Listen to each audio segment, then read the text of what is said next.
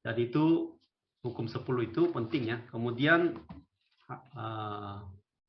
hari ini ya kita akan mendengar firman Tuhan dari Pengkhotbah pasal 6 sampai 11 itu yang pertama Jupiter ya, Jupiter, kemudian Jupiter pasal 6 sampai 7, kemudian Roman, Evangelis Roman pasal 8 sampai 9, kemudian Pendeta Daniel 10 sampai 11 ya. Itu perkenalan singkat atau pelayanan, perkenalan pelayanan dan nama sebentar, kemudian ya kira-kira 10 menit ya, coba jelas firman Tuhan. Itu aja. Dari Jupiter dulu ya. Siap Jupiter. Siap, Pak. Oke. Silakan. Baik, ya. Shalom semua. Shalom. Ya, terima kasih untuk kesempatan yang diberikan kepada saya untuk menyampaikan renungan dari Pengkhotbah pasal 6 dan pasal 7. Ya, mungkin perkenalan dulu, nama saya Jupiter Maraimoy. Saya asal dari NTT dan pelayanan di Kalimantan Tengah, Kuala Kapuas. Ya, mungkin itu perkenalan singkat dan kita masuk dalam renungan. Nah, untuk pengkhotbah kita semua sudah membaca mulai dari Amsal hingga pengkhotbah itu berbicara tentang hikmat. Dan di pengkhotbah ini sangat menarik bagaimana kita melihat tulisan-tulisan Salomo tentang kesia-siaan atau waktu dan semua yang sudah Tuhan anugerahkan yang mungkin kita perlu memperhatikan ya, sehingga kita tetap senantiasa berjuang dalam hidup, dalam pelayanan. Nah, di ayat yang ke-6 dan ayat yang ke-7 ini, pasal yang ke-6 dan pasal yang ke-7 ini, di pasal yang ke-6 ada judul di sebelumnya bahwa kesia-siaan kekayaan. Nah, di sini pun kita melihat bahwa kekayaan sudah pasti yang utamanya adalah uang. Dan juga kekayaan ini akan diperoleh ketika orang-orang yang sudah berusaha untuk bekerja, untuk mengumpul harta sehingga bisa memperoleh kekayaan atau uang dan lain-lainnya. Tapi di sini Salomo sendiri adalah orang yang raja yang besar dan kaya ya, tapi dia menulis hal ini bahwa semua itu sia-sia. Artinya bahwa dalam kehidupan kita sebagai orang percaya kita perlu memperhatikan bahwa hidup ini mungkin pasti ada banyak hal yang kita alami atau rasakan, terkhususnya mungkin kita melihat dari sekeliling kita ada orang yang kaya tetapi masih juga susah. Nah, maksudnya bukan susah dari hal jasmani, tetapi mereka juga punya kekurangan lain, termasuk mereka tidak bisa menikmati ya. Di sini dia belum bisa menikmati kehidupan mereka. Dan juga kita melihat juga orang-orang yang miskin pun tidak ada yang sampai susah sekali, bahkan sampai harus kehilangan nyawa pun jarang kita temukan. Ya, artinya bahwa di pasal yang ke-7 bahwa hikmat yang benar itu kita kaitkan dengan pasal 6, berarti hikmat ini sudah pasti bisa dibilang orang yang pintar atau orang yang bijaksana ya, dalam bisa mengambil keputusan atau bisa memahami kehidupan. Dan juga pasti kalau menurut Alkitab kita tahu bahwa hikmat itu berasal dari Allah. Kalau kita menafsir secara pandangan Allah, berarti pandangan kita melihat dari sisi Allah menciptakan langit dan bumi, Allah menciptakan kita manusia dan semua itu dengan hikmat, sehingga bahkan waktu dan juga kita melihat di pengkhotbah ini ada hal-hal yang akan terjadi, itu pun semua sudah diizinkan Tuhan, semua sudah difirmankan sehingga dia bisa terjadi. Sehingga kadang-kadang ada bencana alam, ada hal-hal lain, tetapi hal itu kita perlu merenungkan bahwa semua itu Tuhan yang sudah mengatur, dengan hikmat Tuhan, hikmat Allah. Sehingga kita manusia pun kadang kita tidak bisa memahami ya. Memang kita sebagai manusia terbatas, sehingga kita tidak memahami apa yang Allah kehendaki. Namun di sini kita belajar dari pengkhotbah ini, kita tahu bahwa mungkin kita lebih waspada. Terkadang kita merasa bahwa kita sudah layak, tetapi itu sebenarnya belum bisa, karena kalau kita main merasa diri bisa, pasti kita tidak sadar kita sudah sombong. Nah, hal ini yang bisa dibilang hikmat, karena hikmat itu dia akan hanya yang bisa hikmat itu bersumber dari Allah, sehingga kita harus pakai sifat Allah, cara Allah, baru kita bisa mengalaminya. Nah, sehingga di sini dari pasal yang ke-7 itu ada kata-kata yang menarik. Dia bilang lebih baik daripada. Jadi akhir suatu hal lebih baik daripada awal. Panjang sabar lebih baik daripada tinggi hati. Nah, dari situ juga ada pertimbangan di ayat yang selanjutnya itu kita melihat bahwa ternyata hikmat itu dia hanya melakukan hal-hal yang sederhana, tetapi dia bersyukur dan dia merasa puas dengan hal-hal itu. Seperti dia lebih memilih di rumah duka daripada di rumah orang yang berpesta. Ya, jadi dengan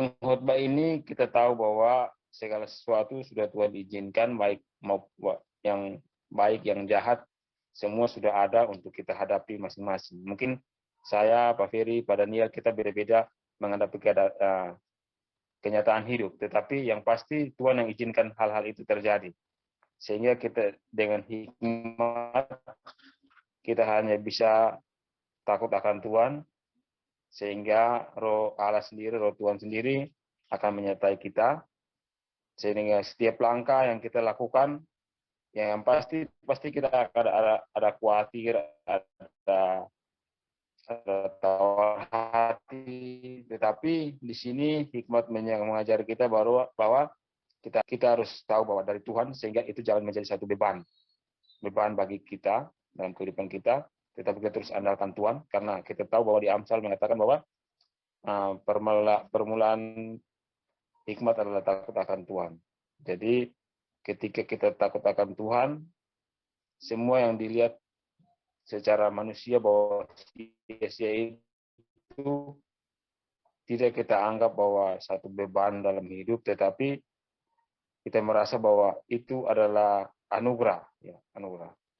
Karena ya menurut saya secara pribadi bahwa hikmat itu adalah anugerah bagi kita umat manusia, karena ciptaan-ciptaan lain seperti tumbuhan, binatang dan lain-lain itu tidak memiliki hikmat, tetapi manusia dapat memiliki hal itu karena dia sendiri. Sehingga kita sebagai orang percaya, kalau kita andalkan Tuhan dan kita percaya kepada Yesus, pasti kita akan merasakan, kita akan mengalami yang namanya Roh Kudus dalam hidup kita, sehingga itu menjadi kita dengan bijaksana untuk bisa melakukan aktivitas kita dengan baik. Ya, jadi untuk penjelasan saya di ayat pasal 6 dan pasal 7 ini mungkin sebagian besar, yang lain mungkin nanti akan dijelaskan lagi oleh Pak Ferry. Tapi menurut pengalaman, dan juga saya bersyukur karena saya kemarin bisa buat skripsi dengan hikmat, jadi saya rasa terberkati sekali dengan pengkhotbah ini, karena seperti tadi saya bilang bahwa hikmat ini kita tidak bisa menyampaikan dengan kata-kata, atau tidak bisa kita ini, karena hikmat dari Allah, tetapi pasti kita banyak yang bisa merasakan bahwa bagaimana kita hidup dalam Tuhan dan merasakan anugerah dari Tuhan. Itulah hikmat dari Tuhan. Ya, jadi terima kasih kesempatan saya kembalikan. Shalom. Ya, terima kasih Pak Yupiter ya. Yupiter pelayanannya di Kalimantan ya, Kalimantan, itu kepala sekolah SMTK dari itu. Belum keluar izinnya. Lagi siap-siap berjuang untuk dapat izin. Ya, siap, belum Pak. Ya, ya, ya. Jadi itu akan bersama-sama ya biar dapat izin dan dapat banyak siswa-siswi yang baru juga. Terima kasih banyak ya Jupiter. Kemudian pasal Sama-sama Pak. 8 sampai 9 itu Roman ya. Roman, silakan Roman yang Oh, ya, siapa? Ya, selamat malam Bapak Ibu dan saudara sekalian. Terima kasih kepada Pak Pendeta Pirilih yang sudah memberi kesempatan untuk saya boleh berbagi sebagian dari firman Tuhan yang kita sharingkan pada malam hari ini. Ya, saya mendapat tugas dari Pak Ferry untuk boleh membagikan firman Tuhan dari pasal Pengkhotbah pasal 8 dan juga pasal 9. Ya, mungkin saya hanya memberikan keterangan atau penjelasan singkat saja karena ayat ini cukup banyak ya, sementara waktu sangat terbatas. Nah, saya juga yakin ya bahwa Bapak Ibu sekalian juga sudah membacanya, ya, bahwa intinya di sana tetap kata yang paling sering ditemukan dalam kitab Pengkhotbah kan itu kesia-siaan, semuanya sia-sia gitu ya. Nah, yang saya sangat tertarik, sangat menarik di pasal 8 ini, itu di ayatnya yang ke-14 ya. Saya mungkin lebih fokus pada ayat 14 di pasal 8 ini, dikatakan di sana bahwa ada suatu kesia-siaan yang terjadi di atas bumi. Ada orang-orang benar yang menerima ganjaran yang layak untuk perbuatan orang fasik. Dan ada orang-orang fasik yang menerima pahala yang layak untuk perbuatan orang benar. Aku berkata, ini pun sia-sia. Ya, jadi memang di sini kita lihat ya bahwa apa yang dikatakan oleh pengkhotbah sekarang ini betul-betul juga masih sangat relevan, masih terjadi hingga di zaman kita sekarang ya. Jadi firman Tuhan ini masih sangat relevan di zaman kita sekarang, bahwa di zaman sekarang juga kita masih kerap melihat ya bahwa ada orang-orang yang fasik yang kelihatannya mereka hidupnya mujur, mereka hidupnya sukses, mereka dihormati, mereka itu disegani, diberikan senyum dan mereka sehat dan lain sebagainya, dan seolah-olah itu seperti mereka mendapat ganjaran mereka sepertinya seperti layak mendapatkan itu. Tapi kalau kita tinjau dari firman Tuhan mengatakan bahwa seharusnya mereka tidak mendapatkan yang sedemikian bagus gitu ya. Sementara orang-orang yang benar malah terkadang hidup mereka itu mendapatkan susah, mendapatkan penderitaan, hidup mereka penuh pergumulan, ya, dan ya terkadang akhirnya kita menganggap merasa bahwa seolah-olah Tuhan sedang menghukum dia begitu. Tetapi sesungguhnya ya kenyataan yang sedemikian, pengkhotbah memberikan istilahnya mendorong kita, mendesak kita untuk tidak membanding-bandingkan ya. Jadi pengkhotbah ini mendesak kita untuk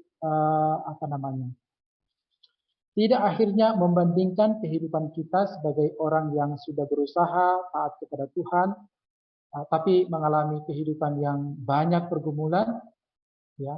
Tidak boleh kita bandingkan hal itu dengan kehidupan orang fasik yang akhirnya mereka hidup makmur, sentosa, gemuk, sehat, dan hormat dan lain sebagainya.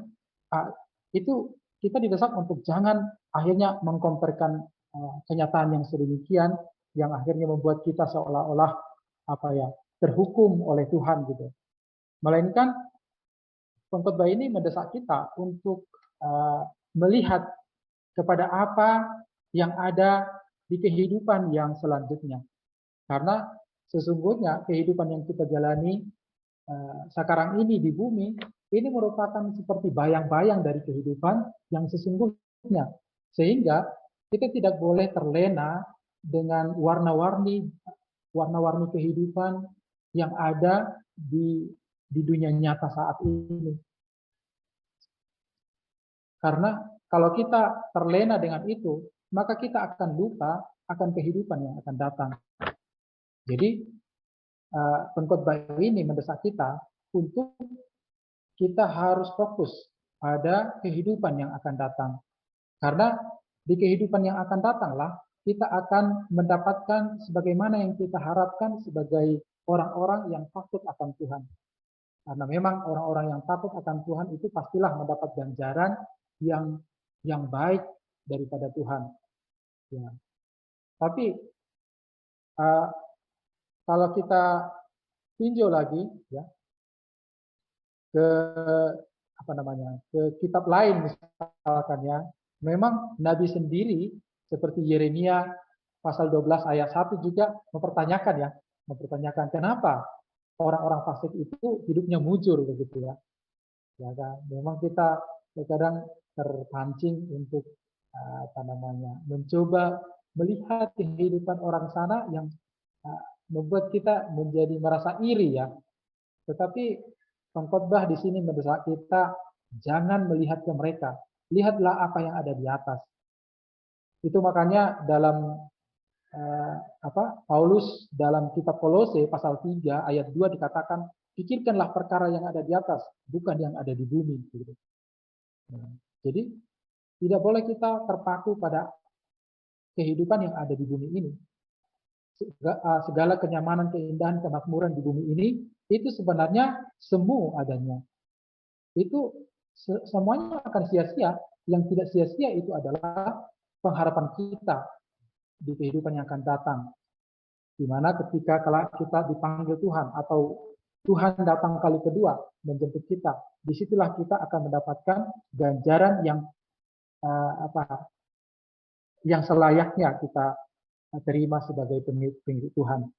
Jadi untuk itu kita tidak boleh akhirnya seperti mendakwa Tuhan ya, mendakwa Tuhan. Tidak boleh kita dengan membandingkan kehidupan orang fasik yang makmur, sementara orang benar itu banyak penderitaannya. Akhirnya kita terkadang terpancing untuk mendakwa Tuhan gitu ya. Tuhan ini tidak adil. Kenapa sih Tuhan harus saya mengalami begini, padahal saya sudah taat segala macam gitu. Sementara dia orang fasik, hidupnya makmur, itu tidak boleh protes begitu. Pengkhotbah ini mendesak kita untuk terima saja kenyataan yang sedemikian sedemikian jauh dari harapan gitu. Karena memang fokus kita adalah kehidupan yang akan datang, bukan kehidupan yang ada di dunia ini gitu. Nah, dan kita juga sebagai umat Kristen ya, secara khusus kita sebagai pengikut Kristus itu selalu dihantui oleh banyak penganiayaan, penderitaan oleh karena iman kita. Apalagi semacam kita yang tinggal di negara yang mayoritas berbeda agama dengan kita, terlalu sering kita mengalami penindasan begitu. Terlalu sering kita mengalami perlakuan yang diskriminatif begitu. Tapi di situ kita tidak boleh akhirnya merasa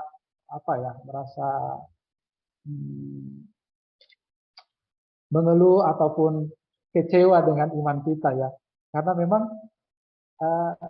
yang menjadi fokus perhatian kita, upah yang kita peroleh dari apa yang kita melakukan tentang segala perintah Tuhan, segala kehendak Allah, itu kita mengharapkan kita terima itu di masa yang akan datang. Dikatakan dalam 1 Korintus 15 ayat 19 ya, bahwa Paulus mengingatkan kepada jemaat Korintus bahwa jikalau kita hanya dalam hidup ini saja menaruh pengharapan pada Kristus, maka kita adalah orang-orang yang paling malang dari segala manusia. Ya. Jadi kalau kita hanya mengharapkan kita mengikut Kristus karena kita mengharapkan kita akan mendapatkan hal yang baik di bumi ini, itu salah besar. Itu salah besar. Karena Yesus sendiri Yesus sendiri juga menderita. Dan Yesus bilang seorang budak tidak lebih dari tuannya.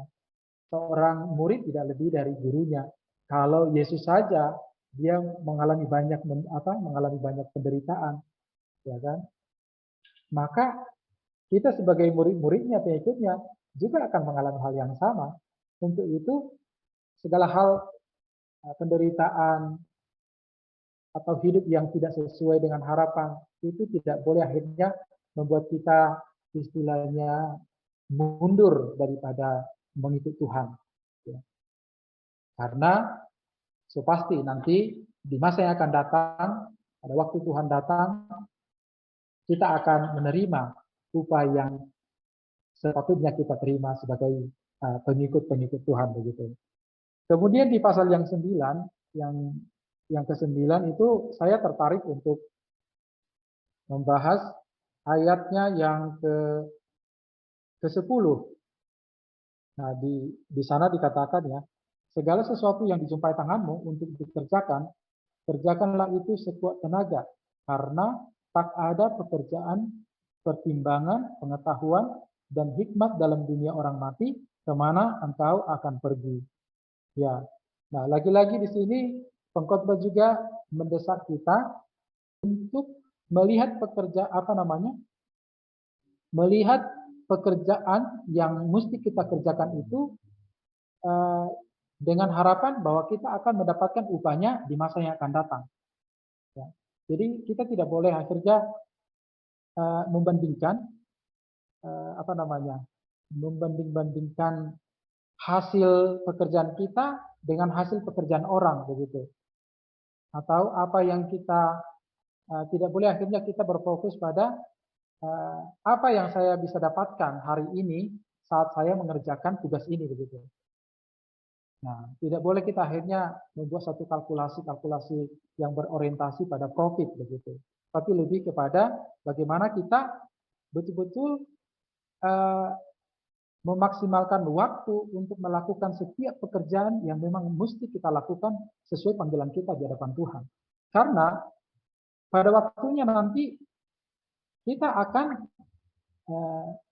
kehilangan kesempatan, karena semuanya kita nanti akan menghadapi ajalnya kita masing-masing ya, antara kita dipanggil Tuhan atau Tuhan datang kali yang kedua. Nah, di mana di situ nanti sudah tidak ada lagi kesempatan untuk kita bisa mengerjakan apa yang sudah tertinggal begitu. Untuk itu memang tidak boleh kita akhirnya menunda-nunda pekerjaan, gitu ya.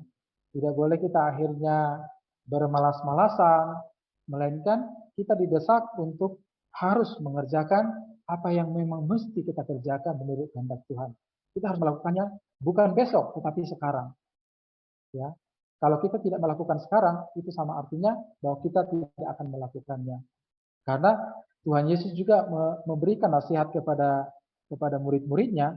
Dikatakan di Yohanes pasal 9 ayat 4, kita harus mengerjakan pekerjaannya yang mengutus aku selama masih siang. Akan datang malam di mana tidak ada seorang pun yang dapat bekerja.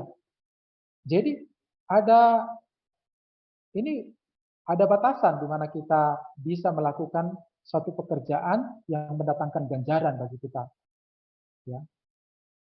Jadi selagi kita masih hidup, marilah kita dengan penuh tekad, menyingkirkan lengan baju, dan mengerjakan apa yang mesti kita kerjakan, apa yang kita bisa kerjakan untuk kemuliaan Tuhan, untuk kemajuan Injil Kerajaan Tuhan. Ya, kita juga harus tetap melihat pada apa yang telah diamanatkan oleh Kristus, oleh Tuhan Yesus kepada murid-muridnya, yaitu untuk kita pergi, ya, pergi ke seluruh dunia, menjadikan semua orang menjadi muridnya, mengajar mereka begitu. Nah, inilah waktunya. Kita masih hidup sekarang, ini waktu kita nih untuk mengerjakan mandat agung itu. Karena ada waktunya nanti pada saat kita mungkin sudah sampai hampir mendekat sudah hampir mendekat ajalnya kita ingin mengerjakannya, tetapi belum tentu kita nanti bisa melakukannya. Jadi supaya ke depan kita tidak memiliki penyesalan yang mendalam karena kita terlalu banyak melalaikan kesempatan untuk dengan tidak mengerjakan apa-apa untuk kemuliaan Tuhan. Mari sekarang pengkhotbah mendesak kita untuk mengerjakan apa yang mesti kita harus kerjakan menurut kehendak Tuhan. Kita harus kerjakan sekarang dengan sebaik mungkin. Dan kita harus selalu ingat juga bahwa kata Paulus juga kan mengingatkan kita untuk ya kerjakanlah segala pekerjaanmu seperti untuk Tuhan, bukan untuk manusia begitu. Ya, karena Tuhan tentu akan memperhitungkan segala apa yang kita kerjakan kalau kita dengan setia melakukannya ya. Dan kita harus tetap ingat bahwa upah dari apa yang kita mengerjakan dengan sebaik mungkin untuk Tuhan itu tidak boleh kita mengharapkan mendapatkannya di dunia ini. Ya, fokus kita tidak mendapatkannya di dunia, tapi fokus kita mendapatkannya nanti kelak ketika kita berjumpa dengan Tuhan. Barangkali itu saja yang saya bagikan pada kesempatan malam hari ini. Ya, kalau ada yang kurang, mohon ya dimaklumi, dimaafkan. Terima kasih. Tuhan memberkati. Ya, terima kasih Ruben ya. Ya, Tuhan berkati. Terima kasih banyak ya. Oke. Kemudian Pak Pendeta Daniel ya pasal 10 sampai 11. Ya, silakan Pak. Ya. Shalom, selamat malam buat Shalom. kita. Malam ini kesempatan untuk berbicara tentang pengkhotbah pasal 10 dan pasal 11. Dua rekan yang sudah membicarakan tentang hikmat dan kesempatan yang Tuhan beri bagi kita di kolong langit ini. Dengan sia-sia, tapi dengan melibatkan Tuhan kita bisa mengerjakan banyak hal. Di bagian pasal 10, kita diingatkan kembali untuk melihat banyak hal yang firman Tuhan juga jelaskan bagi kita bersama. Di pasal 10 ini, gambaran besarnya tentang akibat-akibat kebodohan. Saya dalam bagian pasal 10 menemukan kata bodoh, kebodohan, itu sebanyak 9 kali. Dan saya juga mulai bertanya mengapa dalam pasal 9 ini lebih banyak berbicara tentang kebodohan atau bodoh. Dan ketika saya melihat bagian ini dalam Kamus Bahasa Indonesia sehari-hari, dikatakan bahwa kata bodoh adalah tidak lekas mengerti. Dan juga kata sifat yang menggambarkan keadaan di saat seseorang tidak menyadari sesuatu hal, tetapi masih memiliki kemampuan untuk memahaminya. Dan mungkin salah satunya juga saya sebagai gembala sidang dari Gereja Santapan Rohani Indonesia yang sampai hari ini juga bergumul untuk bagaimana semua pada akhirnya jemaat terlibat di dalam membaca firman Tuhan, mengerti dengan kondisi kehidupan akhir-akhir ini yang begitu banyak orang mengandalkan pengetahuan tanpa mengandalkan hikmat yang Tuhan beri atau melibatkan Tuhan di dalam segala kehidupan, seluruh aspek kehidupan kita.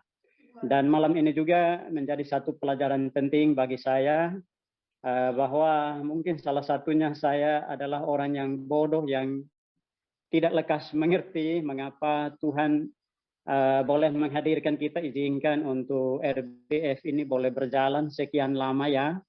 Dan Tuhan izinkan hamba-hambanya misionari dari Korea untuk mengingatkan orang-orang percaya, khususnya di Lampung dan teman-teman yang ada di berbagai tempat. Ini menjadi satu bahagian bersyukur kepada Tuhan. Di dalam ketidakmengertian ini ada teman-teman yang sambil berdoa, sambil mendukung, dan bahkan kita juga boleh dapat membaca kebenaran firman Tuhan. Saat kita berbicara, kita membaca firman Tuhan, di situ Tuhan mulai berbicara kepada kita. Dan saat kita berdoa, kita sementara berkomunikasi dengan Tuhan dan Tuhan mendengar. Kadang-kadang kita lebih banyak berbicara, berdoa daripada lebih banyak membaca firman Tuhan. Dan puji Tuhan, sampai hari ini di tempat kami juga di Lampung Selatan, Sekolah Menengah Teologi Kristen juga, anak-anak juga sudah kami libatkan untuk terus-menerus merenungkan firman Tuhan, membaca setiap pagi di kelompok-kelompok yang kecil. Dan ini menjadi satu bahagian untuk kita mengerti dengan baik bahwa Tuhan boleh dapat menuntun kita lewat ketidakmengertian kita, lewat ketidaktahuan kita, dan satu dengan yang lain di dalam persekutuan. Kita boleh dapat belajar agar ke depan tidak mengulangi peristiwa-peristiwa atau sifat bodoh yang berlangsung sampai hari ini. Sekalipun sudah sekian lama kita percaya kepada Kristus menjadi orang Kristen, tetapi kita kurang mendengar suara Tuhan lewat membaca setiap hari. Dan dikatakan dalam pasal 10 ini, akibat-akibat kebodohan, saya mencatat dalam ayat yang ketiga, dikatakan bahwa orang bodoh tumpul pemikirannya, tidak tajam, tidak peka untuk melihat banyak hal ke depan. Orang bodoh juga dalam ayat yang keempat dikatakan bahwa kesabarannya juga kadang-kadang kurang, bahkan tidak sabar, sehingga banyak membuat kesalahan-kesalahan dalam hidupnya. Orang bodoh juga dikatakan bahwa dalam ayat yang ke-14 di pasal 10 ini dikatakan bahwa orangnya banyak bicara. Tapi kadang-kadang banyak bicara, berbuatnya juga tidak seperti apa yang dibicarakan. Dan bahkan ayat yang ke-18, kebodohan itu juga menunjukkan kepada satu bahagian yaitu sifat kemalasan. Sehingga kemalasan ini juga dengan satu bagian kata kelambanan tangan, lamban sekali. Mau bergerak, melakukan sesuatu itu sangat lambat. Dan akhirnya menimbulkan banyak bencana. Tidak pernah punya rencana yang jelas dalam ayat yang ke-14. Dan bersyukur kepada Tuhan lewat pengalaman membaca kitab Pengkhotbah pasal 10, kembali kita semua, khususnya kami di tempat ini, diingatkan juga agar belajar sehingga tidak tumpul pikiran, belajar bersabar, dan bahkan melihat apa yang Tuhan mau lakukan dalam hidup kita dengan kebenaran firman Tuhan. Sekalipun pengkhotbah katakan bahwa di bawah matahari ini, yang kita lakukan baik orang percaya maupun orang yang tidak percaya semuanya sia-sia. Tapi kita beruntung punya Tuhan yang hidup, yang bisa memberikan kita, melibatkan kita dalam pekerjaannya, dalam ketidakmengertian kita, memberikan pemahaman yang lebih jelas dengan hidup di dalam kebersamaan, persekutuan, dan bahkan saling mendorong untuk hal-hal yang dapat bersifat kepada kehidupan yang kekal. Dan ini yang menjadi satu penekanan dalam ayat 18, dikatakan bahwa oleh karena kemalasan runtuhlah atap, dan oleh karena kelambanan tangan bocorlah rumah. Kemalasan juga hampir sama dengan kebodohan, lamban mengerti, dan bahkan kelambanan dalam tangan, sangat lamban dalam memikirkan banyak hal, tidak punya perencanaan yang jelas, membuat kita untuk mengingat bahwa hidup kita sangat singkat adanya. Bersyukur di tengah-tengah keadaan yang sulit, kita masih dapat melihat banyak hal apa yang Tuhan mau buat bagi kita. Dalam ayat hafalan kita malam ini, Roh Tuhan boleh dapat memampukan kita untuk kita menjadi saksi di rumah tangga kita masing-masing, pribadi kita, rumah tangga kita, keluar, tetangga kita, dan setelah itu sampai berkembang sampai ke ujung bumi. Bahagian yang pasal yang ke-11, Bapak Ibu, dalam Pengkhotbah pasal 11, di sini menekankan tentang pedoman-pedoman hikmat atau tindakan orang bijaksana. Saya melihat di dalamnya, dalam ayat pertama dan ayat yang kedua, Bapak Ibu Saudara, beberapa waktu lalu saya coba membaca ayat yang pertama, lemparkanlah rotimu ke air, maka engkau akan mendapatkan kembali lama setelah itu. Berikanlah bahagiannya kepada 7 atau kepada 8 orang, karena engkau tidak tahu malapetaka apa yang akan terjadi di atas bumi. Di bagian ini saya berapa kali membaca seolah-olah tidak menemukan bahagian yang mengapa hal ini harus ditulis seperti itu. Tetapi ketika saya melihat terjemahan Alkitab bahasa Indonesia sehari-hari, Bapak Ibu, ditulis dengan satu tulisan yang begitu baik. Saya boleh bacakan. Tanamlah uangmu dalam usaha di luar negeri, pasti kau dapat untung di kemudian hari. Tanamlah modalmu di niaga. Carilah usaha sebanyak-banyaknya, sebab orang perlu waspada sebelum musibah menimpa. Ayat pertama dan kedua, orang yang diberi Tuhan hikmat di dalam hidupnya, kesempatan hidup ini akan digunakan untuk melakukan banyak kegiatan, menanam investasi, menanam modal, bahkan melakukan berbagai hal dengan tidak hanya berharap kepada satu jenis pekerjaan yang dilakukan. Dan kita bersyukur orang-orang Kristen juga, orang-orang percaya diingatkan supaya dalam keadaan kondisi yang tidak menentu hari-hari ini dengan ketidakpastian, kita memikirkan banyak hal. Di saat-saat seperti ini, kesempatan dalam penginjilan itu cukup tinggi dan banyak orang punya kerinduan untuk mendengarkan apa yang menjadi satu bagian dalam kita bersaksi. Bersaksi tadi Pak Ferry katakan bahwa tidak boleh berdiam. Kalau orang diam berarti itu adalah orang bisu. Tetapi orang Kristen yang sejati adalah orang yang terus-menerus menyaksikan kasih dan kemurahan Tuhan. Dia lihat, dia dengar, dia alami apa yang Tuhan kerjakan dalam hidup. Di tengah-tengah keadaan yang begitu sulit ini juga, kita diingatkan untuk melihat kemungkinan, peluang-peluang, melihat kesempatan yang Tuhan beri bagi kita, agar banyak orang juga boleh dapat menikmati damai sejahtera yang Tuhan beri dalam kehidupan kita dan kepada mereka juga. Di bagian ayat yang berikutnya juga, di ayat yang ke-6, Bapak Ibu Saudara, dikatakan bahwa taburkanlah benihmu pagi-pagi hari dan janganlah memberi istirahat kepada tanganmu pada petang hari, karena engkau tidak mengetahui apakah ini atau itu yang akan berhasil atau kedua-duanya sama baik. Disinilah kesempatan yang diberi oleh Tuhan kepada kita.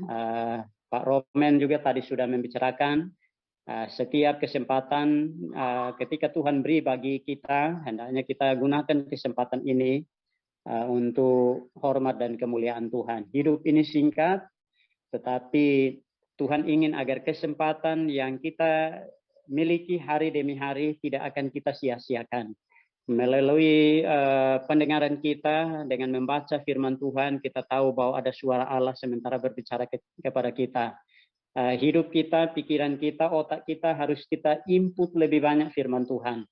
Dan kami sungguh bersyukur Bapak, Ibu, Saudara juga dengan dorongan-dorongan dari tim RBIF dengan teman-teman semua, itu menolong kami juga untuk saling melengkapi, saling berbagi. Dan bahkan mengerti bahwa betapa baiknya di tengah-tengah keadaan yang sulit ini lebih banyak mendengar firman Tuhan, dan bahkan kita lakukan banyak hal, melakukan setiap kegiatan dan pekerjaan kita dengan tidak hanya memikirkan satu jenis pekerjaan yang kita lakukan. Kita boleh kerjakan banyak hal untuk mencukupi kebutuhan kita hari demi hari, tapi jangan abaikan kesaksian hidup kita, bersaksi kepada orang lain menjadi panggilan tugas dan gereja yang Tuhan beri bagi kita. Dan juga pada bagian ayat pasal 11 ini juga ada bahagian nasihat kepada para muda-mudi, kepada pemuda-pemudi, bahwa hari-hari yang kita lewati, anak-anak muda, bahkan kita semua yang kita lewati ini, Tuhan mengontrol kehidupan kita. Dan kita akan mempertanggungjawabkan setiap perbuatan kita di hadapan Tuhan. Ayat yang ke-9 dikatakan bahwa bersukarialah hai pemuda dalam kemudaanmu. Biarlah hatimu bersuka pada masa mudamu. Turutilah keinginan hatimu dan pandangan matamu. Tetapi ketahuilah bahwa karena segala hal ini, Allah akan membawa engkau ke... Buanglah kesedihan dan dari hatimu dan jauhkanlah penderitaan dari tubuhmu. Karena kemudahan dan fajar hidup adalah sia-sia. Hidup kita akan sia-sia, para pemuda, anak-anak muda akan sia-sia kalau tidak melibatkan Tuhan di dalamnya. Dan biarlah dalam bahagian ini juga kita sangat mensyukuri apa yang Tuhan buat bagi kita. Dalam pasal 11 ini hanya ada dua kata yang saya temukan, kata Allah di dalam bagian ayat 1 sampai ayatnya yang ke-8. bahwa pekerjaan Allah, Allah lakukan segala pekerjaannya di luar kemampuan manusia. Itu dari ayat 1 sampai ayat yang ke-8. Ketika kita melibatkan Allah, segala sesuatu yang bagi manusia mustahil, mungkin bagi Tuhan. Dan juga pada bagian ayat 9 sampai ayat yang ke-10 nasihat kepada para muda-mudi. Mengingatkan juga kepada kita bahwa Allah juga mengontrol kehidupan kita. Allah menuntun kita, Allah mengawasi setiap apa yang kita kerjakan. Dan kita akan bertanggungjawabkan pada akhirnya. Kita tidak tahu apa yang akan terjadi. Salah satu rekan kami kemarin, saya dan Pak Ferry juga ikut menghadiri melayat seorang teman pendeta yang begitu antusias dalam pelayanan di sebuah perumahan di Lampung Selatan. Tetapi jalan hidup teman ini juga rahasia adanya di dalam Tuhan. Kami mencoba untuk berjumpa beberapa waktu ke depan. Tiba-tiba Tuhan izinkan dan beliau dipanggil oleh Tuhan dalam sebuah kecelakaan tabrakan. Dan ketika kami ada di sana, kami mulai sadar bahwa hidup ini singkat. Hidup ini kita hendaknya gunakan untuk hal-hal yang sangat bermanfaat. Prioritas di dalam panggilan kita, dan bersyukur kepada para pemuda-pemudi yang sekian banyak anak-anak muda yang Tuhan selamatkan. Banyak di luar sana yang saat ini juga belum mengalami penyelamatan, kasih setia ya ada Tuhan lewat kehidupan kita, dan hendaknya kita menjangkau mereka. Bagian ini juga dalam segala hal hendaknya kita libatkan Tuhan di dalam setiap pekerjaan kita, setiap usaha kita, dan sesulit apapun juga kita bersyukur bahwa Tuhan pasti menuntun dan menolong kita dalam segala hal. Saya bersyukur kepada Tuhan, pasal 10 mengingatkan kita, termasuk saya juga, agar tidak masa bodoh, tidak hidup di dalam kebodohan, tidak lamban untuk mengerti apa yang Tuhan hendak kerjakan melalui hidup kita lepas pribadi. Usia kita ada dalam tangan Tuhan. Kita tidak tahu kapan Tuhan bisa panggil kita, tapi selagi ada kesempatan, biarlah kita lakukan semuanya itu dan bermuara hanya kepada kemuliaan Kristus. Mungkin suatu hari nanti ketika kita berjumpa di Yerusalem baru di sorga, entah ada pertanyaan yang akan Tuhan beri. Tuhan ajukan bukan berapa banyak kekayaanmu, berapa banyak yang kau kerjakan di dalam dunia ini di bawah matahari yang sia-sia. Tapi mungkin satu yang saya akan ingat bahwa yang akan Tuhan tanyakan bagi kita. Berapa banyak orang yang sudah kau bawa dan persembahkan kepada Tuhan. Itu yang kadang-kadang membuat hati kami tergerak untuk melihat sekian banyak orang di sekeliling gereja yang kami layani. Orang-orang ini membutuhkan waktu Tuhan. Saya ingat bahwa suatu saat tahun 2000 saya masuk ke tempat ini. Ada orang yang saya doakan 1 minggu percaya kepada Kristus. Ada orang yang bernama Markus, tahun baru percaya kepada Kristus. Padahal Markus adalah nama Kristen. Ada orang yang sampai 1 tahun penuh baru dia percaya kepada Kristus. Saya tulis dalam agenda doa saya. Ada orang yang saya sudah bosan melihat dia hari demi hari, orang ini buat rese, aduh, Tuhan angkat aja orang seperti itu. Tapi 19 tahun kemudian ketika saya ada, dia datang, menyerahkan dirinya dan berdoa, didoakan terima Tuhan Yesus. Disinilah saya mengerti bahwa kesempatan hidup ini terbatas.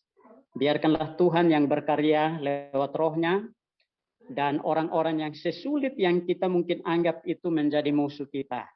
Dalam seminar Pak Ferry pernah katakan bahwa musuh sekalipun itu adalah berkat.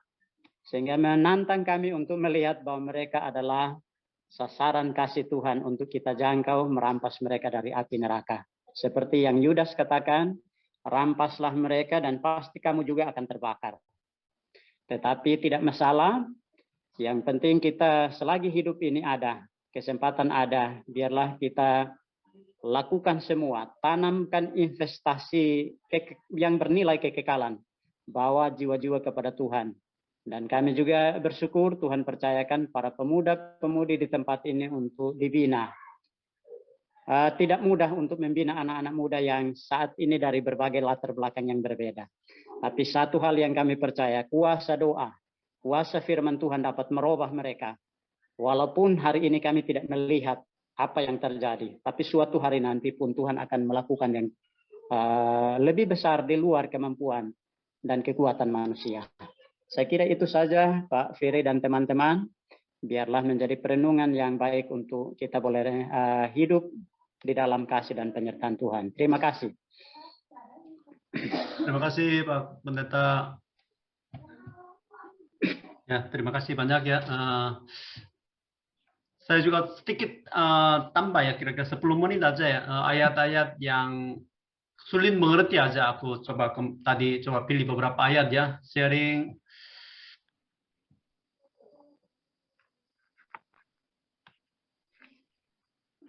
Karena penerjemahannya mungkin kadang-kadang beberapa ayat itu kadang-kadang sulit mengerti, jadi saya coba jelaskan sedikit ya.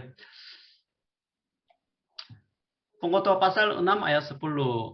Adapun yang ada sudah lama disebut namanya dan sudah diketahui siapa manusia, yaitu bahwa ia tidak dapat mengadakan perkara dengan yang lebih kuat daripadanya. Jadi itu artinya di sini orang yang hidup di bawah matahari. Di bawah matahari itu ya tanpa Tuhan. Dan di bawah matahari itu di sini apapun yang ada sudah lama disebut namanya. Itu di sini tidak ada yang baru. Dan sudah diketahui siapa manusia. Di sini di dalam kitab pengkhotbah itu manusia itu arti tersendiri juga. Bukan hanya mungkin orang. Sengaja disebut manusia. Karena manusia itu Adam. Adam itu artinya ya merah atau debu tanah. Jadi siapa manusia yang lemah itu? Sudah diketahui siapa manusia. Siapa yang lemah itu? Yaitu bahwa ia tidak dapat mengadakan perkara dengan yang lebih kuat daripadanya. Di sini yang lebih kuat daripadanya itu mungkin agak sulit menafsirkannya. Di sini artinya dua arti ya. Tidak dapat melawan kekuatan Allah. Manusia itu di bawah matahari tidak ada sesuatu yang baru. Ya, sudah ada yang ada, sudah lama disebut namanya juga. Manusia pun lemah, tidak sudah tahu, maka dia tidak bisa mengadakan perkara dengan kekuatan Allah. Atau di sini yang lebih kuat di sini artinya kematian. Karena semua sia-sia karena ujung-ujungnya mati. Maka dua arti ya. Kemudian pasal 2 ayat 1 sampai 2. Nama yang harum lebih baik daripada minyak yang mahal. Dan hari kematian lebih baik daripada hari kelahiran. Nama yang harum itu nama baik. Nama baik itu lebih baik daripada minyak yang mahal. Karena minyak itu zaman dulu minyak zaitunnya. Itu mahal sekali. Tapi lebih berharga. Itu nama baik itu lebih penting daripada kekayaannya. Harta bendanya. Hari kematian lebih baik daripada hari kelahiran. Ini agak sulit ditafsirkan. Mengapa hari kematian lebih baik daripada hari kelahiran? Karena kita sulit menjaga nama baik ini sampai hari kematian. Masih lahir, ya tidak tahu ini nama baik atau tidak. Bisa menjaga nama baik atau tidak. Tetapi hari kematian pasti ditentukan. Dia betul-betul menjaga nama baik atau tidak. Maka di sini pengkhotbah berkata hari kematian lebih baik. Lebih penting. Kemudian pergilah rumah duka. Lebih baik daripada pergi ke rumah pesta. Karena di rumah duka kita baru sadar semua orang akan meninggal dunia, kemudian pentingnya menjaga nama baik itu. Karena di rumah duka lah kesudahan setiap manusia. Hendaklah orang yang hidup memperhatikannya. Maka orang yang hidup dia betul-betul memperhatikan menjaga nama baik ini sampai mati. Jadi kita juga harus membayangkannya. Ibadah penghiburan kita sendiri tadi Pak Daniel juga ya. Jadi sampai titik yang terakhir kita harus menjaga nama baik sebagai orang Kristen. Identitas kita yang mulia ini kita harus jaga. Jangan menjual iman kita seperti Esau ya dengan sepiring kacang merah, bubur kacang merah dia jual hak kesulungan. Itu banyak orang terjadi. Kemudian pengkhotbah pasal 7 ayat 16 sampai 17. Janganlah terlalu saleh, janganlah perilakumu terlalu berhikmat. Mengapa engkau akan membinasakan dirimu sendiri? Janganlah terlalu fasik, janganlah bodoh. Mengapakah engkau mati sebelum waktumu? Di sini mungkin ya bisa salah paham juga. Janganlah terlalu saleh. Ya kita harus berusaha kita saleh. Tapi di sini maksudnya ya, jangan menganggap dirinya orang saleh. Jangan menganggap perilakumu semua sempurna, berhikmat. Itu di sini artinya maksudnya tidak meremehkan kesalehan hidup, enggak. Tapi itu salah satu itu kesombongan. Jangan merasa dirinya lebih baik, sempurna. Itu maksudnya. Kalau begitu akan membinasakan dirimu sendiri. Jangan terlalu fasik. Jangan berbuat keras hati atau mungkin berbuat jahat dengan sengaja. Itu jangan bodoh, itu bodoh. Mengapa engkau mati sebelum waktumu? Jadi maka di bawah matahari yaitu ya kesimpulannya pasal 6 8 sampai 8 itu takut akan Tuhan. Itu kesimpulannya. Tidak ada orang yang saleh di bumi ini. Kemudian yang ayat yang pasal 8 ini juga ya. Patuhilah perintah raja demi sumpahmu kepada Allah. Janganlah tergesa-gesa pergi dari hadapannya. Jadi kita harus menghargai ya presiden atau pejabat-pejabat ya, itu raja.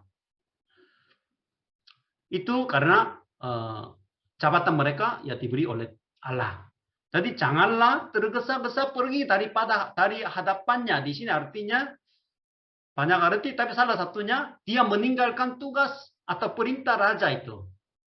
Itu arti tergesa-gesa pergi dari hadapannya. Meninggalkan pekerjaannya, tugasnya dari raja. Di sini pasal 10 juga ada. Pasal 10 ayat 4 juga. Jangan meninggalkan tempatmu. Itu tempat juga sama. Itu tugasnya. Jadi itu melawan raja atau meninggalkan tugas yang diberi oleh raja. Itu artinya. Kemudian pasal 10 ayat 11 sampai 12. Lagi aku melihat di bawah matahari bahwa kemenangan perlombaan bukan untuk yang cepat. Keunggulan perjuangan bukan untuk yang kuat. Juga roti bukan untuk orang yang berhikmat. Kekayaan bukan untuk yang cerdas. Dan karunia bukan untuk yang cerdik, cendekia. Karena waktu dan nasib dialami mereka semua. Karena manusia tidak mengetahui waktunya. Seperti ikan yang tertangkap dalam jala yang mencelakakan, dan seperti burung yang tertangkap dalam jerat. Begitulah anak-anak manusia. Di sini pengkhotbah banyak anak-anak manusia ya. Itu sama dengan tadi ya. Orang yang lemah, manusia yang lemah, dia harus mengerti dia dari debu tanah. Jadi anak-anak manusia terjerat pada waktu yang malang. Kalau hari itu menimpa mereka secara tiba-tiba. Jadi di sini ada 5 macamnya, 5 macam, tetapi tidak sesuai dengan kemampuannya, kepintarannya, tapi ini kadang-kadang terbalik. Jadi nasibnya, waktunya itu mungkin tidak sesuai dengan kemampuan kita, keunggulan mereka, tapi itu terbalik. Kuat sebenarnya itu berjuara, tapi tidak selalu seperti itu. Di bumi ini terjadi ya. Tadi sudah Roman sudah dijelaskannya. Di bumi ini ketidakadilan banyak juga. Tidak seperti terjadi. Biasa kuliah di universitas yang terbaik. Seharusnya dia mungkin rata-rata dia harus menjadi orang kaya. Tetapi tidak selalu seperti itu. Pendeta yang setia mungkin meninggal dunia dengan tempat tidur. Mungkin ada wasiat juga, tapi tidak selalu seperti itu. Mungkin dipanggil Tuhan secara mungkin sulit dimengerti, kecelakaan seperti tadi ya, menimpa kita secara tiba-tiba. Jadi ini sulit mengerti semua. Itu maksudnya di sini apa? Manusia tidak mengetahui apapun yang dia dihadapinya. Maka di sini pasal 9-nya itu ayat 1 ya. Semua ada di tangan Allah. Di tangan Allah. Itu maksudnya. Kemudian pasal 10 tadi ya. Lalat yang mati menyebabkan urapan dari pembuatan urapan berbau busuk. Demikian juga sedikit kebodohan lebih berpengaruh daripada hikmat dan kehormatan. Hati orang berhikmat menuju ke kanan, tetapi hati orang bodoh ke kiri. Di sini lalat yang mati itu artinya hal yang kecil. Lalat kecil itu mati, maka mulai busuk menyebabkan urapan. Urapan ini ya minyak ya, mahal. Itu berbau busuk. Jadi hal kecil itu masuk ke dalam urapan, kemudian merusak. Baunya mungkin luar biasa. Jadi demikian juga sedikit kebodohan lebih berpengaruh daripada hikmat dan kehormatan. Jadi orang itu orangnya baik, ya secara keseluruhan sifatnya baik, tetapi ada kebodohan kecil itu justru merusakkan nama baik itu, citranya. Itu arti lalat yang mati menyebabkan urapan. Dari pembuatan urapan berbau busuk. Jadi sedikit kebodohan itu sebenarnya, itu pun kita harus hati-hati juga. Kemudian hati orang berhikmat menuju ke kanan. Kanan di sini itu arti positif ya. Jalan yang benar. Tetapi hati orang bodoh ke kiri. Kiri biasanya dianggap lebih rendah atau lebih jahat ya. Jadi tampang negatif ya, sedikit kebodohan. Pasal 10 ayat 8 di sini, barang siapa menggali lubang akan jatuh ke dalamnya. Dan barang siapa mendobrak tembok akan dipakut ular. Di sini barang siapa menggali lubang akan jatuh ke dalamnya. Jadi untuk ya menjatuhkan orang lain, tapi justru dia yang terjatuh ke dalamnya. Dan barang siapa mendobrak tembok, mendobrak tembok itu artinya merugikan tetangga. Dulu ada tembok ya antara tetangga. Tapi dia mendobrak untuk mencuri sesuatu atau mengambil sesuatu dari tetangga. Kalau begitu biasanya dipakut ular. Karena biasanya ular itu tinggal di dalam tembok. Itu pikiran zaman dulu ya. Maka akan dipakut ular. Dihukum. Kemudian pasal 10 ayat 15, jeripaya orang bodoh melelahkan orang itu sendiri, karena ia tidak mengetahui jalan ke kota. Jadi melelahkan orang itu sendiri, tetapi karena ia tidak mengetahui jalan ke kota. Jalan ke kota itu artinya apa? Itu maksudnya di sini, ya menuju jalan ke kota, ya banyak orang Lampung sudah tahu kota Bandar Lampung kemana. Semua orang tahu jalan ke kota. Tetapi orang bodoh itu yang gampang pun dia belum mengerti, itu maksudnya. Semua orang tahu tapi dia tidak tahu kemana. Itu ciri khas orang bodoh. Itu arti jalan ke kota. Kemudian 10 ayat 16. Wahai engkau tanah, kalau rajamu seorang kanak-kanak dan pemimpin-pemimpinmu pagi-pagi sudah makan. Di sini wahai, celakalah, itu sama ya, celakalah. Engkau tanah, tanah di sini bangsa juga sama. Engkau bangsa. Kalau rajamu seorang kanak-kanak, raja itu seperti anak-anakan, kanak-kanakan, tidak mengerti. Pemimpin pejabat, pemimpin harus mengerti bagaimana dia memimpin bangsa, tapi dia kanak-kanakan. Dan juga pemimpin-pemimpinmu, pejabat-pejabatmu pagi-pagi sudah makan. Sudah makan di sini artinya berpesta. Pagi-pagi mereka siap-siap bekerja, tetapi pagi-pagi mereka sudah berpesta. Di sini arti negatif. Maka bangsa seperti itu, ya celakalah. Jadi pemimpin yang bodoh itu merusak bangsa. Tidak mampu sebagai pejabat, tetapi sudah menjadi menteri pejabat sehingga masyarakat menderita. Itu. Kemudian hari ini pasal 11 ya, itu ayat 1 sampai 3. Lemparkanlah rotimu ke air, maka engkau akan mendapatnya kembali lama setelah itu. Di sini tadi Pak Daniel udah jelasin ya, tapi itu lemparkanlah rotimu ke air itu artinya apa? Itu agak sulit ya. Tadi Pak Daniel itu tanamlah uangmu ya. Tetapi saya tidak setuju juga. Karena pasal 10, sekarang kita berbicara tentang hikmat ya. Hikmat bagaimana hidup berhikmat di bawah matahari. Tetapi tiba-tiba mungkin tanamlah uangmu, investasi uangmu. Mungkin ya ada tafsiran seperti itu. Beberapa versi. Tetapi di sini ya, lemparkanlah rotimu ke air itu zaman dulu semacam pepatah. Itu yang membantu orang lain. Karena dulu ada cerita zaman dulu pernah lempar roti ke air, tetapi tiba-tiba dia terhanyut.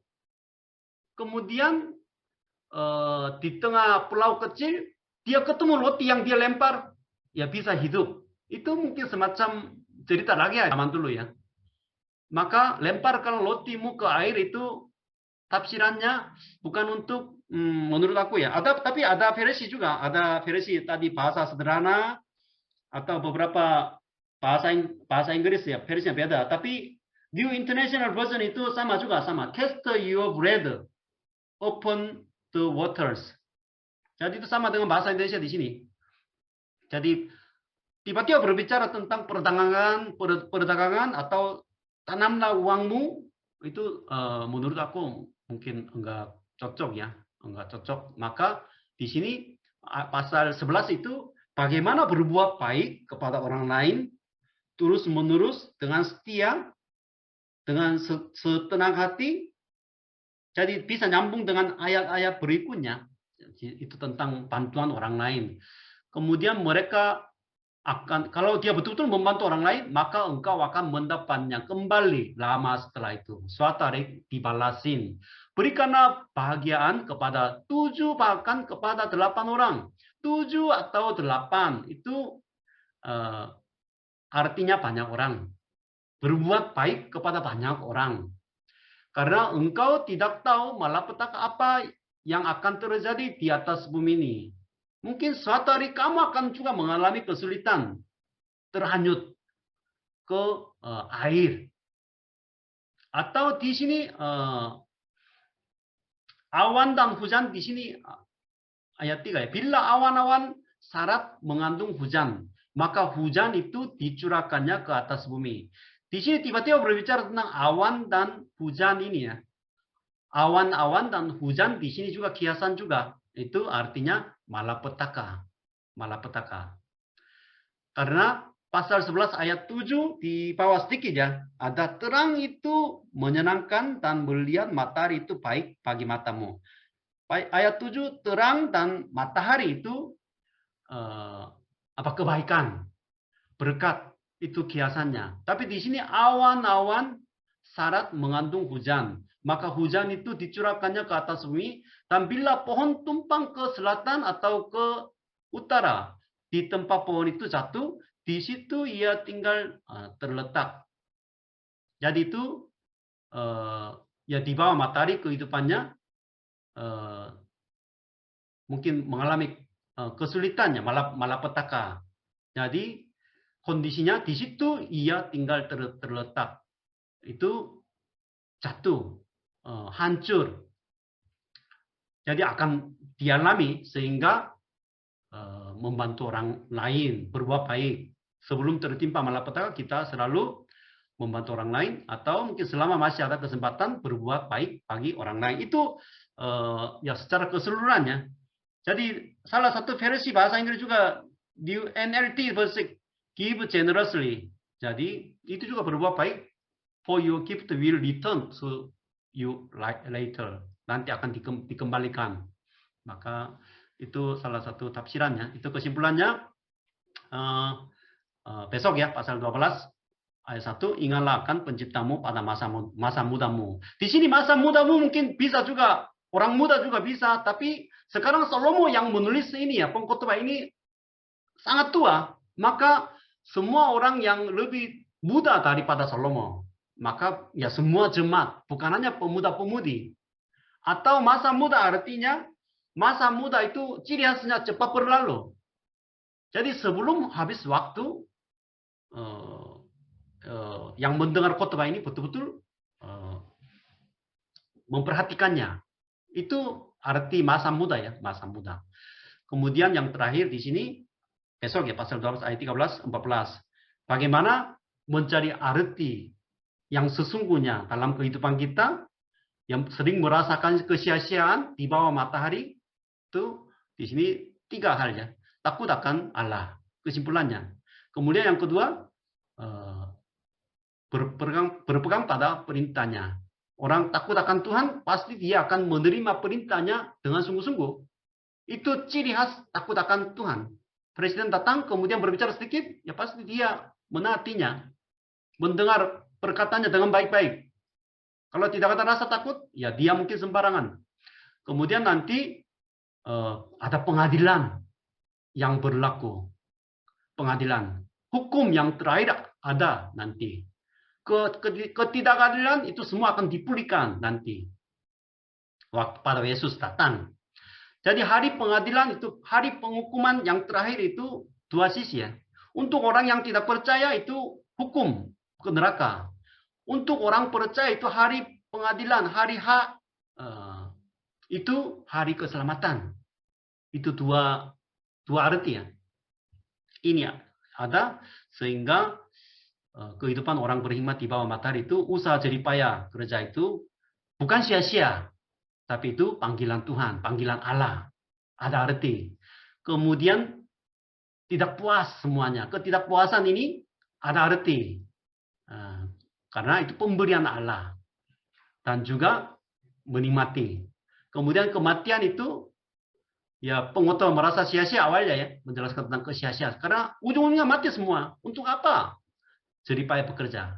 Tapi nanti ada pengadilan. Kemudian diberikan hidup yang kekal. Itu kesimpulan dari pengkhotbah.